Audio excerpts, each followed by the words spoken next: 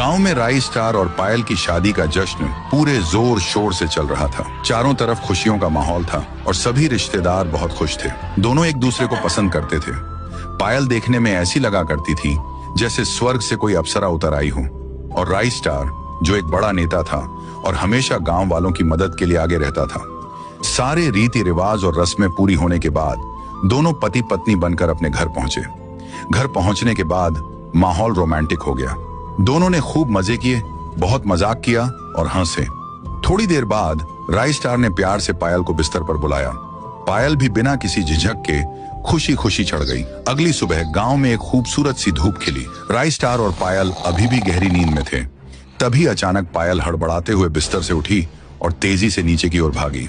सीधे बाथरूम में पहुंचकर पायल को अचानक उल्टियां होने लगी। जब उल्टियां बंद हुई तो पायल पल भर में ही सब कुछ समझ गई।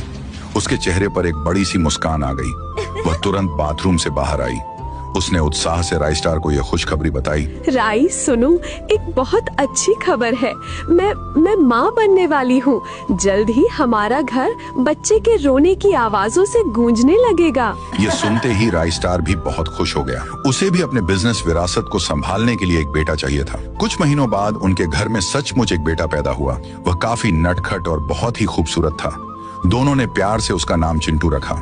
समय तेजी से बीता और चिंटू देखते ही देखते और बड़ा हुआ। राई स्टार पढ़ाई के लिए चिंटू को लंदन भेजने का इंतजाम किया। चिंटू एक बड़ी कार में बैठ गया और वह एयरपोर्ट के लिए रवाना हो गया। पायल और राई स्टार की आंखें नम थीं। कुछ दिनों बाद राई स्टार के भी जाने का समय आ गया। उसने पायल से कहा, पायल, मैं चुनाव के चलते एक जरूरी काम से दूसरे गांव जा रहा हूं। वहां मुझे कुछ प्रदर्शन और मीटिंग्स करनी है। मैं जल्द ही लौटूंगा, तब तक तुम अपना पूरा ख्याल रखना। और फिर राई स्टार अपने आदमियों के साथ जीप में बैठकर चुनाव लड़ने के लिए चला गया। अब पायल से उसका बेटा और पति दोनों दूर हो चुके थे। राई स्टार अपने आदमियों के साथ फुरफुरी नगर गांव के अंदर चुनाव प्रचार के लिए पहुंचा हुआ था।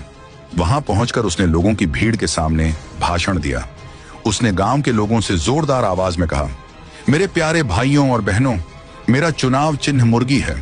अगर आपका प्यार और साथ मुझे मिला तो मैं इस पूरे फुरफुरी नगर को आसमान तक लेकर जाऊंगा।